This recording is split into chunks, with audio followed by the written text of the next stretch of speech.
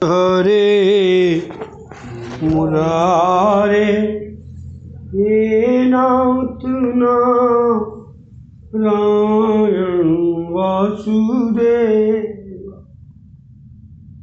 श्री कृष्ण गोविंद हरे मुरारी हे नाथ नारायण वासुदेवा।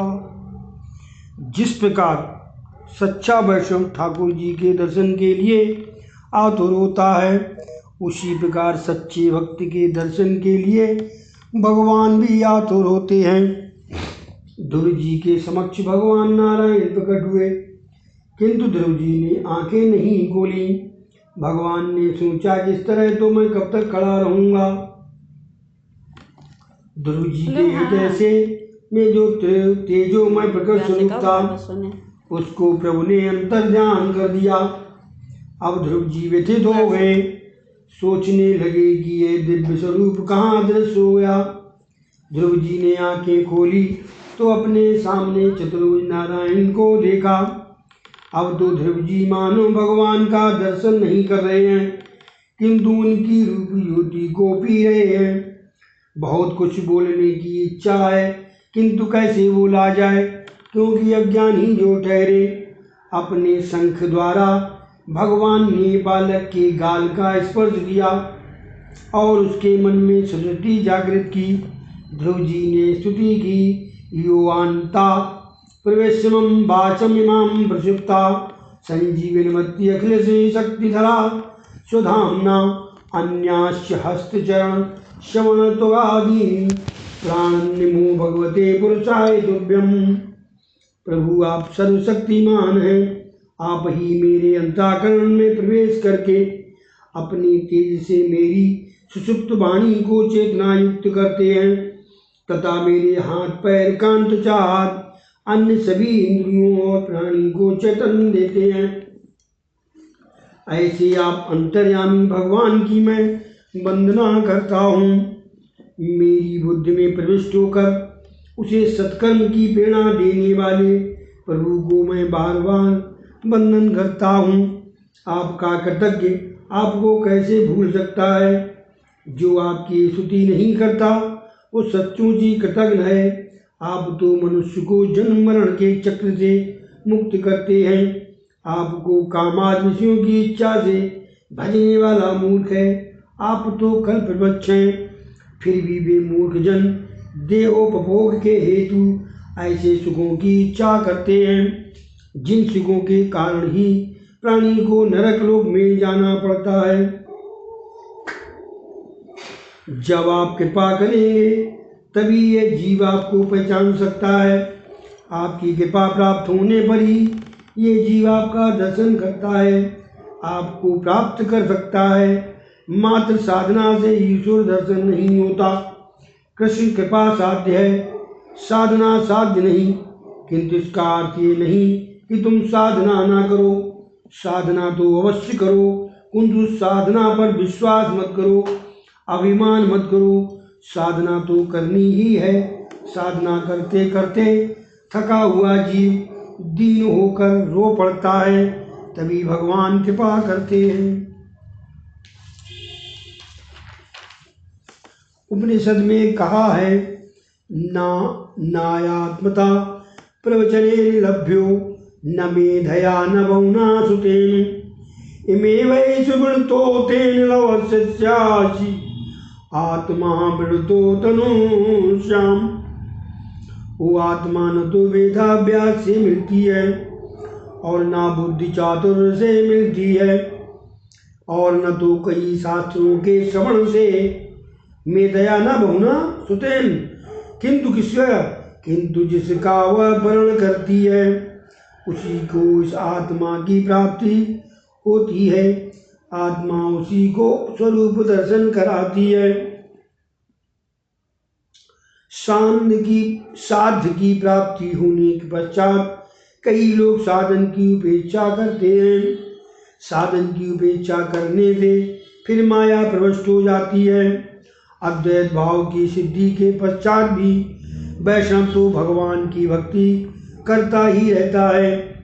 ईश्वर प्राप्त हो जाने पर भी साधना का त्याग किया जाए, साधना की ऐसी आदत हो जाती है कि वह छूट भी नहीं पाती।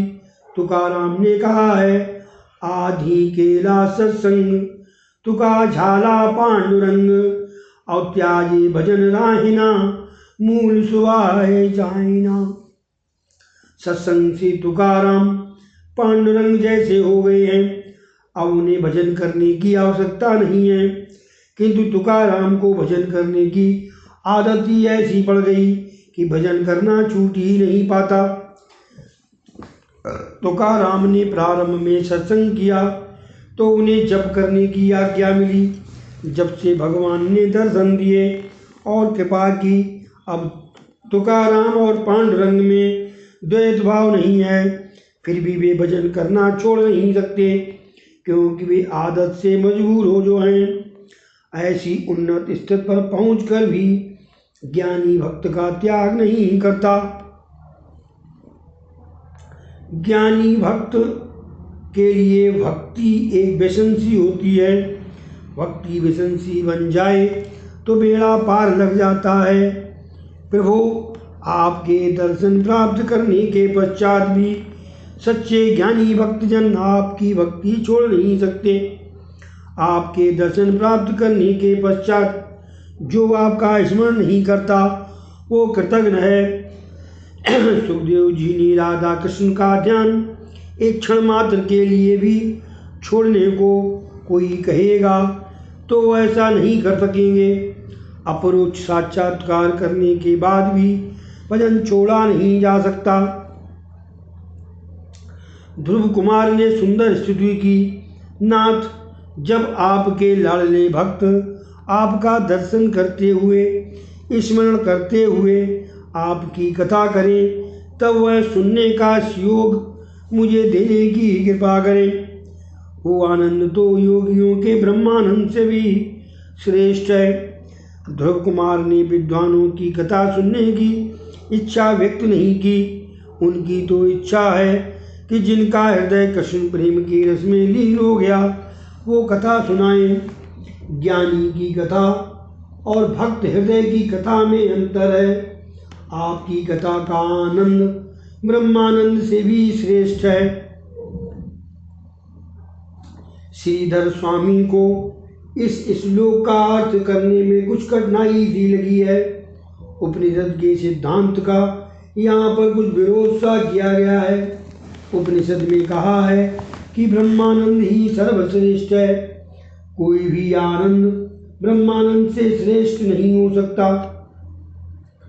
तैत्तरीय उपनिषद में आनंद का वर्णन किया गया है।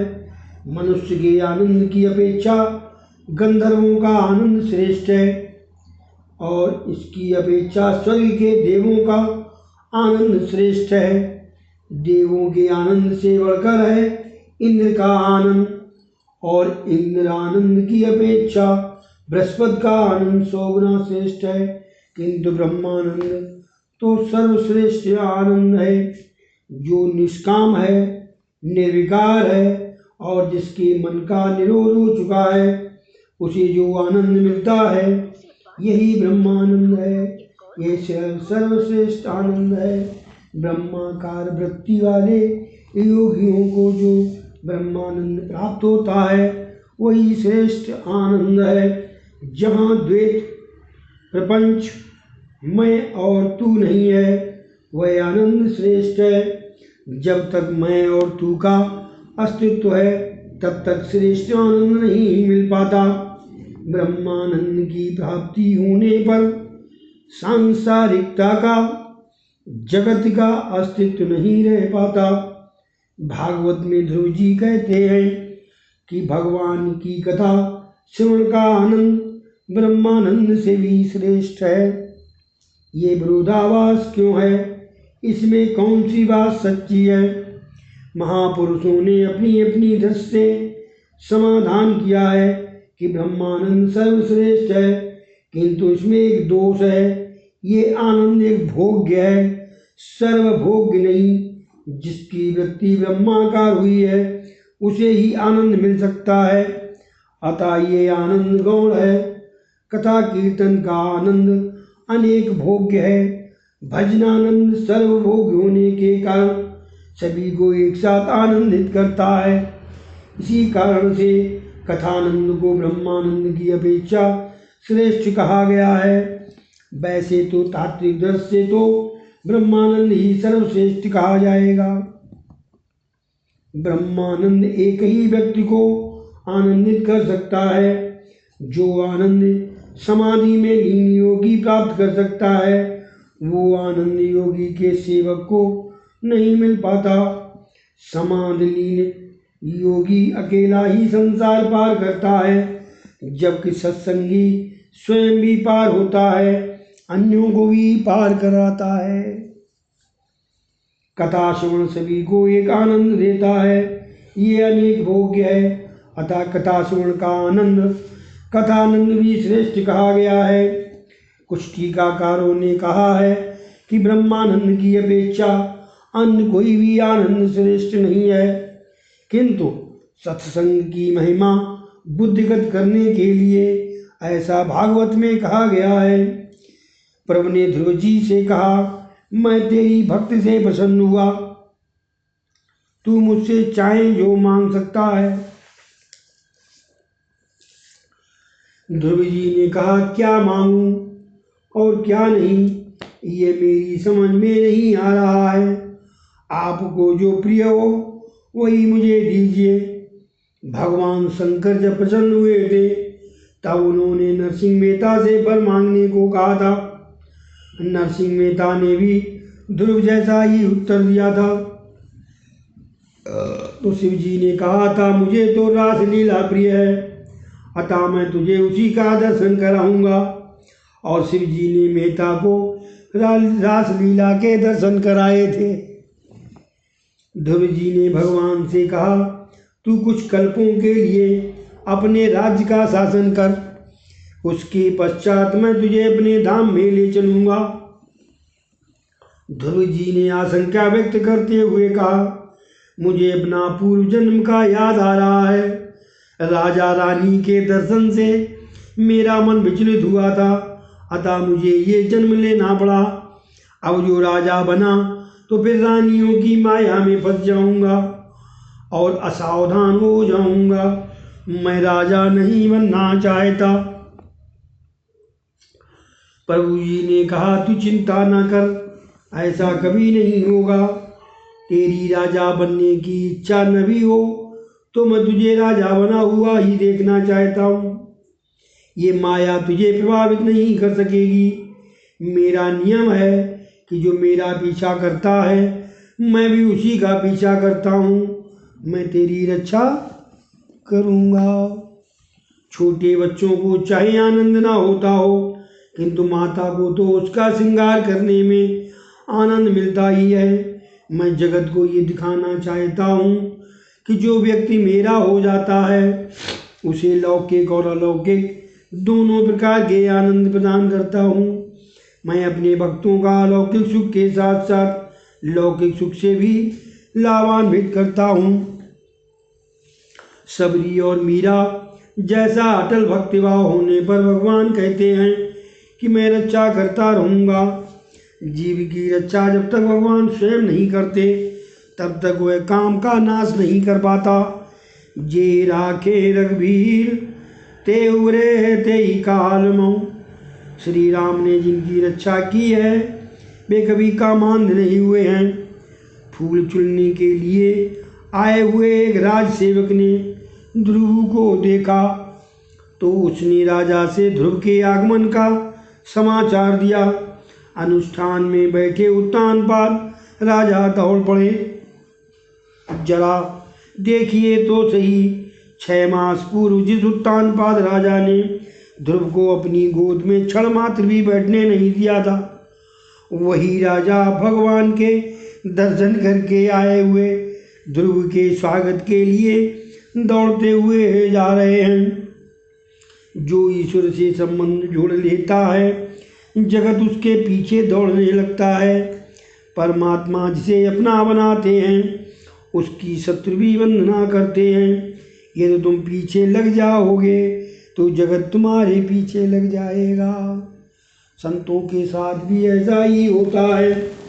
वही उत्तानपाद कि जिन्होंने ध्रुव का कभी अपमान किया था, आज उसका स्वागत करने के लिए दौड़ पड़े हैं। वे सोचते हैं मेरे 5 वर्ष के बालक ने भगवान का दर्शन पा लिया और मैं आधी जिंदगी गुजार चुका हूँ, फिर भी सूरज की माया में फंसा हुआ हूँ। धिक्कार है मुझे।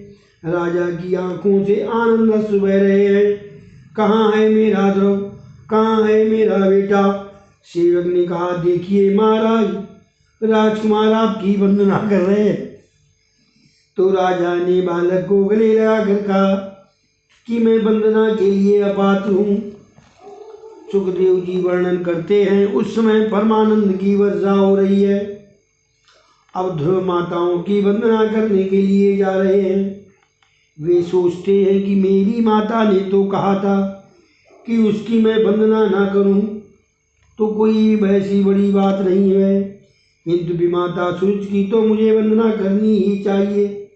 अतः ध्रुव ने जब सूरज को प्रणाम किया तो उसका दिल भर आया। कितना सयाना है ये।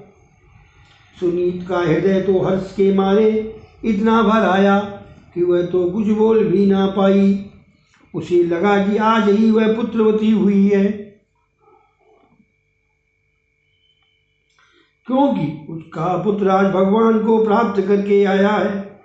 रामचरितमानस में भी कहा गया है, पुत्रवती युवती जग सोई और रघुवर भगत जासु सुत होई। जो सभी का आशीर्वाद प्राप्त कर सकता है वही सर्वेश्वर को प्रिय लगता है। लोगों ने कहा कि ध्रुव जी ने नारायण के दर्शन किए हैं, अतः हम उनका दर्शन करके कृतार्थ हो जाएंगे। तो ध्रुव जी की नगर यात्रा का आयोजन किया गया।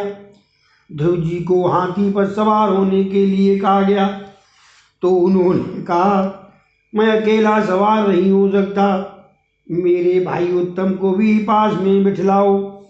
उत्तम को हाथी पर पहले बिठाकर ध्रुव पर सवार हुए। जो अपने भाई बहनों में, नाते रिश्तेदारों में परमात्मा का दर्शन नहीं कर सकता, उसे मूर्त आदि में भी भगवान का दर्शन नहीं हो सकता। शब्दात्मक उपदेश का प्रभाव शीघ्र नहीं पड़ता, क्रियात्मक उपदेश का प्रभाव शीघ्र पड़ता है। अतः ज्ञान वही है जो क्रियात्मक होता है। सूरज अब पश्चाताप करने लगी है। सुनीत के चरणों में मस्तक नवाकर रो रही है। उसके आंसू के साथ साथ उसके मन का मैल भी धुल गया। ध्रुव कुमार का राज्याभिषेक किया गया और भृमि नाम की स्त्री के साथ विवाह भी किया गया। ये श्री आदि कथायाम समाप्तम। बोलो श्री कृष्ण जी भगवान की जय। कृष्ण गोविंद रे मुरारे हे नाथ नारायण वासुदेवा। श्री कृष्ण गोविंद हरे मुरारे हे नाथ नारायण